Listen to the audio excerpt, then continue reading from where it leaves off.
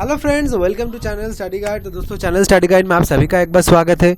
तो दोस्तों यहाँ पर देखिए, आप क्वेश्चन नंबर 55 तक मैंने सोल्यूशन किया था पार्ट 4 पे। अगर पार्ट 4 आप नहीं देखे होंगे तो वीडियो का डिस्क्रिप्शन बॉक्स में भी आपको मिल जाएगा और वीडियो का एंड पे भी आपको मिल जाएगा। तो यहाँ पर देखिए पार्ट 4 पे पार्ट 5 आज शुरू होगा। पार्ट 5 शुरू होने से पहले मैं यहाँ पर बताना चाहता हूँ कि दोस्तों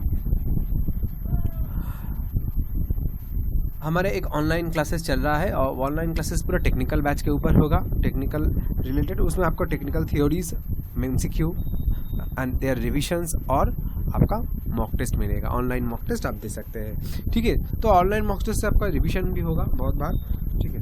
तो उसी के लिए आप कॉन्टैक्ट करें।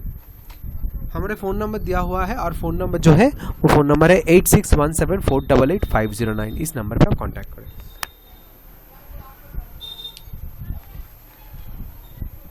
तो यहाँ पर देखिए आज का पहला क्वेश्चन क्या है। पहला जो क्वेश्चन है वो है ratio of average energy demand to maximum demand during a specific period.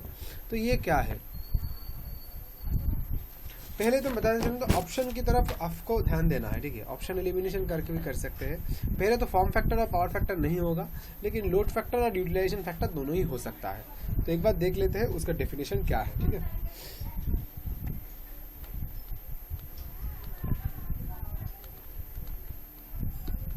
तो लोड फैक्टर जो है वो है average demand to maximum demand.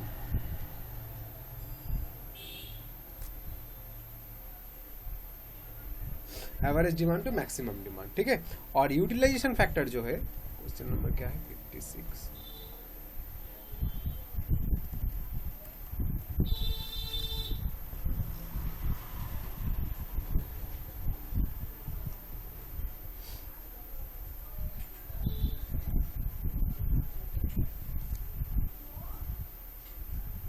Maximum demand to rated capacity.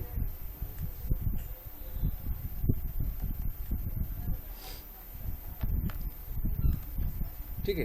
तो क्वेश्चन में जो बोला गया है वो क्वेश्चन नंबर 56 होगा। अभी देखिए question number 57, find the mutual inductance between two ideally coupled coils of 2 Henry and 8 Henry. ठीक है, आइडियली कपल्ड बोला गया है। देखिए आइडियली कपल्ड अगर होता है तो K = 1 होता है, ठीक है। तो म्यूचुअल जो फॉर्मूला है M = K × √L1 L2, ठीक है। तो 1 × √L1 L2 का मतलब होता है कितना है L1 L2 देख लेते हैं, 2 and 8।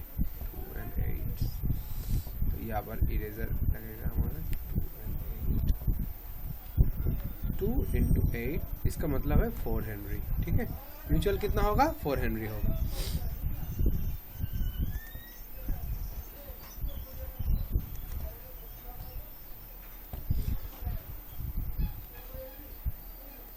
के बाद क्वेश्चन नंबर 58। क्वेश्चन नंबर 58 देखिए, यहाँ पर direction of arrows represent the direction of dash when the diodes are forward biased, ठीक है। तो डायोड्स आर फॉरवर्ड बायस्ड होता है। डायरेक्शन ऑफ एरो जो होता है ना वो कन्वेंशनल करंट फ्लो, मतलब अपोजिट ऑफ इलेक्ट्रॉन होता है, ठीक है। कन्वेंशनल करंट फ्लो होता है।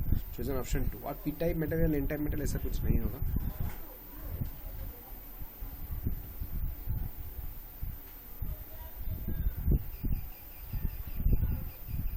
यहाँ पर ऐसा नहीं कि स्ट्रेट लाइन बोला गया है, डायरेक्शन बोला गया है, इसे डायरेक्शन बोला गया है, ठीक है। Which of the following losses is together is called iron losses? तो आयरन लॉस किसको हम कहते हैं? आयरन लॉस हम किसको कहते हैं? आयरन लॉस जो हम कहते हैं, iron loss = eddy current loss plus hysteresis loss. देखिए ये एडी करंट लॉस और हिस्टेरिसिस लॉस आपको पूरा जानना है। किसी भी एग्जाम में बैठने से पहले आपको पूरा रिवीजन करना है। इसका फॉर्मूला क्या है, ये कौन कौन सा पार्ट के ऊपर डिपेंड करता है, ये पूरा आपको जानना है, ठीक है। तो कोशिश कीजिएगा इसको रिवीजन करने के लिए।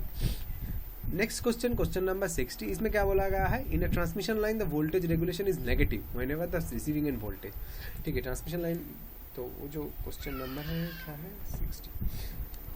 तो वोल्टेज रेगुलेशन का जो फॉर्मूला है वो क्या है,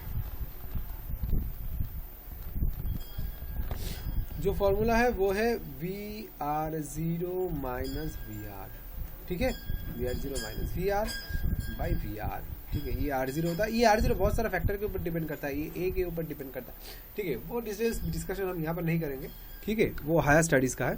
तो VR0 माइनस VR/VR, तो इसमें क्या होता है, वोल्टेज रेगुलेशन जो होता है आप लोगों का, तो वोल्टेज रेगुलेशन अगर देखिए VR अगर ग्रेटर हो जाए VR0 से, तो क्या होगा, voltage regulation VR will be negative, ठीक है। तो ये आपको याद रखना है, greater than sending end voltage. यहाँ पर सेंडिंग एंड वोल्टेज बोला गया है, मतलब इस फॉर्मूला को हम थोड़ा चेंज कर सकते हैं, लेकिन वो करेक्ट नहीं होगा, ठीक है। पहले तो हम बोलते हैं वो करेक्ट नहीं होगा, VS minus VR/VR mod VR, ठीक है। एक्यूरेसी घट जाएगा वहाँ पर।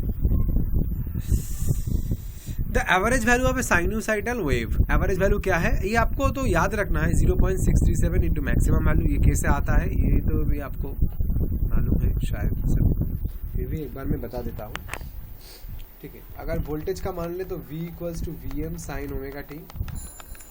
तो यहाँ पर देखिए V जो एवरेज होता है, V एवरेज कितना होता है, टाइम पीरियड देखिए एक साइनोसाइडल है, अगर ये साइनोसाइडल है, ये पाई है, ये 2 पाई है, तो देखिए हम पूरा फुल साइकिल पे लेंगे तो क्या होगा, एवरेज वैल्यू कितना आएगा, 0 आएगा, सिमेट्रिकल है, ठीक है। यहाँ पर प्लस आएगा, यहाँ पर माइनस नेगेटिव आएगा, तो ये सब इक्वल है, तो माइनस प्लस माइनस 0 हो जाएगा, ठीक है। तो यहाँ पर हम क्या करते हैं, किसी भी सिमेट्रिकल वेव होता है ना, किसी भी ऑल्टरनेटिंग सिमेट्रिकल वेव होता है, उसका हम फुल साइकिल पे नहीं लेते हैं, ठीक है। ये आपको याद रखना है, ऑलवेज हाफ साइकिल पे मुझे लेना है, ठीक है। अगर वो सिमेट्रिकल हो तो, ठीक है। तो V एवरेज कितना होगा, 1/π इंटीग्रेशन ऑफ 0 to π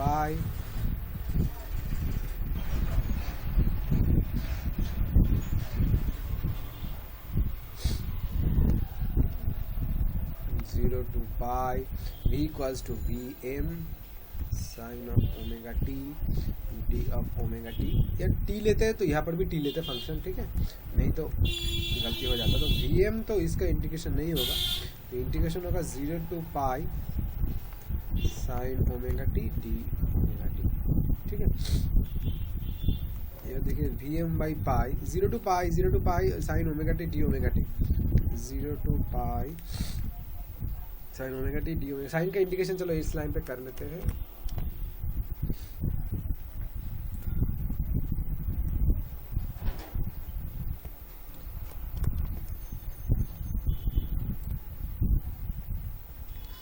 साइन का इंटीग्रेशन होगा cos omega t 0 to t 0 to π, okay, minus cos omega t, sorry minus sine का integration minus cos omega t. तो यहाँ पर देखिए, यहाँ पर इंटरचेंज कर देते हैं, माइनस साइन को हटाकर VM/π cos omega t 0 to π, ठीक है। अब देखिए VM/π, यहाँ पर देखिए कॉस ऑफ जीरो का मतलब क्या है 1, और कॉस ऑफ पाई का मतलब -1, यहाँ पर एक माइनस ऑफ -1 आएगा, तो जिसका मतलब होगा 2VM/π, मतलब 2/π। ये 2/π का जो वैल्यू है वो है 0.367 इंटू VM। तो इसका मतलब क्या होता है, इसका मतलब होता है कि average value 0.367 into maximum value. ये करंट के लिए भी वैलिड है और वोल्टेज के लिए भी सेम है, ठीक है। चलो नेक्स्ट क्वेश्चन क्या है, identify the incorrect statement with regards to the synchronous motor. अभी सिंक्रोनस मोटर जो है उसमें देखिए, अगर मैंने लार्ज साइज की बात करें तो फील्ड वाइंडिंग जो है ना वो रोटर पे ही प्लेस्ड होता है, लार्ज साइज, और आर्मेचर वाइंडिंग जो है ना वो स्टेटर पे होता है, ठीक है। ये याद रखना है आपको। छोटा या लैब का मोटर होगा या छोटा पर्पस का मोटर होगा तो ये नहीं होता, लेकिन अगर साइज बड़ा है, हाँ साइज हाई वैल्यू है, तो उसके लिए हम यही स्ट्रक्चर यूज़ करते हैं। It is a constant speed motor, ठीक है, ये कांस्टेंट स्पीड मोटर है, लेकिन ये it is a self starting, no it is not a self starting, okay, क्योंकि जानते हैं आपका इसमें एक स्टार्टिंग मोटर का ज़रूरत होता है, ठीक है। तो इसमें जो आंसर इनकरेक्ट जो होगा वो क्वेश्चन नंबर 4 होगा, तो ध्यान रखिएगा कौन सा इनकरेक्ट है, करेक्ट नहीं, ऐसा पूछा नहीं जाता आजकल। इसके बाद जो क्वेश्चन है वो है क्वेश्चन नंबर 63। देखिए इस बहुत ही आसान सा सवाल है, find the net capacitance of the combination in which 10 capacitors of 10 microfarad are connected in parallel. तो 10 जो माइक्रोफैराड जो कैपेसिटर है ना वो पैरेलल पे कनेक्ट किया गया है। अभी कैपेसिटर जब पैरेलल पे कनेक्ट किया जाता है तो क्या होता है, वो ऐड हो जाता है। अब 10 कैपेसिटर 10 टाइम्स, तो इसको मल्टीप्लाई करें तो 100 माइक्रोफैराड आ जाएगा। ठीक है, 100 माइक्रोफैराड आ जाएगा। इसके बाद देखिए जो क्वेश्चन है, बोला गया है 2 inductors of 4 henry and 6 henry are connected in series, the equivalent inductance of this combination. तो इसका इक्विवेलेंट जो होगा ना दोस्तों, वो क्या होगा, वो 4 + 6 10 हेनरी होगा, वो 4 + 6 10 हेनरी होगा। ठीक है,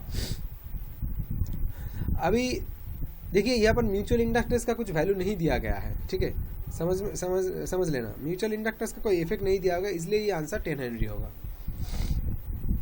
इसके बाद जो क्वेश्चन है, an electric heater is connected across 230 volt and draws a current of 2 ampere, then the resistance offered by the heater।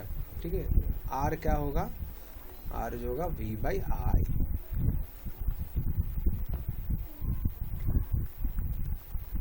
बहुत सारा आसान सा सवाल यहाँ पर पूछा गया है।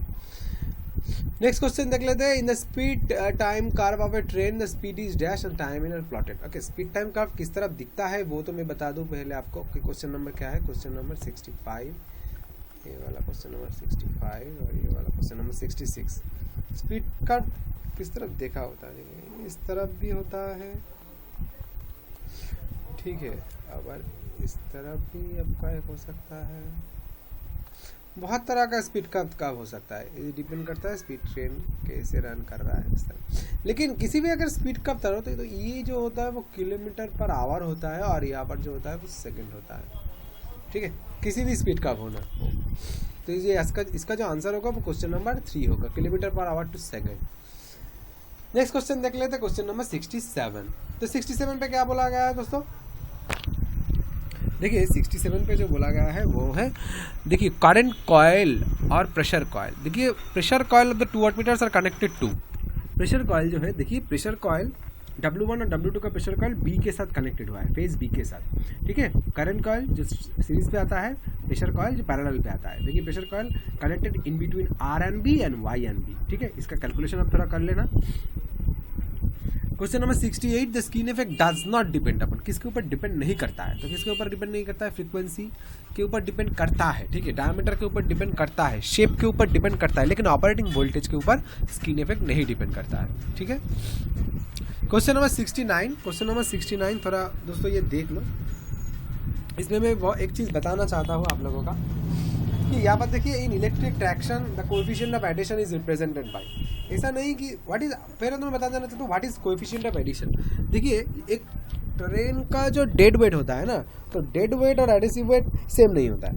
डेड वेट मतलब वो जो स्टॉपेज है तब भी उसका डेड वेट कहते हैं, लेकिन जब ट्रेन चल रहा है ना तभी उसका जो वेट है तो उसका एडिसिव वेट कहा जाता है। ठीक है, तो जो एफर्ट हमें लगता है, ठीक है, जो एफर्ट हमें लगता है ना एक ट्रेन को, जो ट्रैक्टिव एफर्ट लगता है एक ट्रेन को चलाने के लिए, और उसका जो एक एडिसिव वेट है उसका जो रेशियो है उसको ही हम कहता है। ऐसा नहीं कि म्यू से, देखिए यहाँ पर जो आंसर बोला गया है ये गामा से है। अगर आप आर के राजपूत का बुक ओपन करेंगे तो आपका म्यू मिलेगा, अगर आप जेवी गुप्ता ओपन करेंगे तो गामा मिलेगा। ठीक है, और इसके अलावा फाई जो है वो फ्लाक्स है। ठीक है, फाई जो है फ्लाक्स है और लेमडा जो है फ्लाक्स लिंकेज है। ठीक है,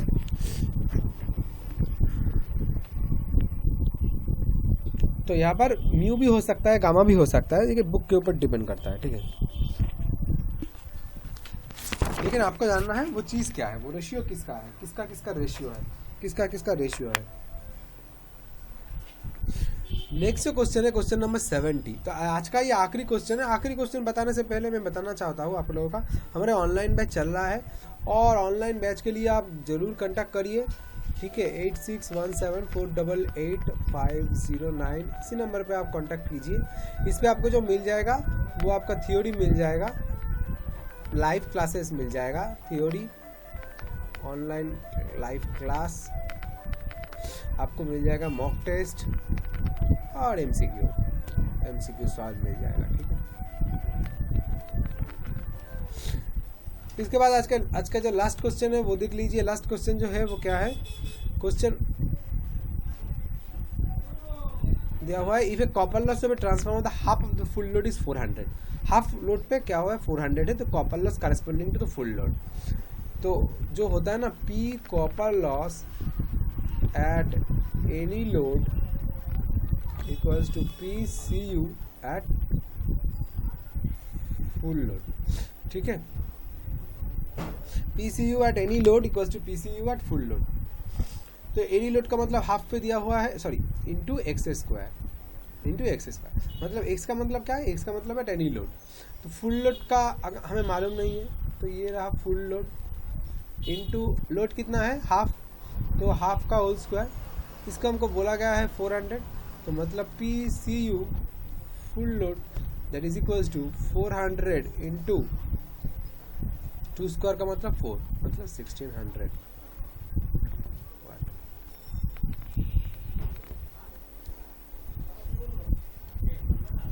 ठीक है, तो ये रहा आज तक, इससे भी वीडियो लंबा हो जाएगा. तो इसके बाद है दोस्तों हम ज़रूर कंप्लीट कर देंगे जल्दी से जल्दी ही, और ऑनलाइन बैच के लिए ज़रूर कांटेक्ट करें. और दोस्तों फिर मिलेंगे, देखते रहिए हमारे चैनल स्टडी गाइड, और चैनल को सब्सक्राइब करना शेयर करना मत भूलिएगा.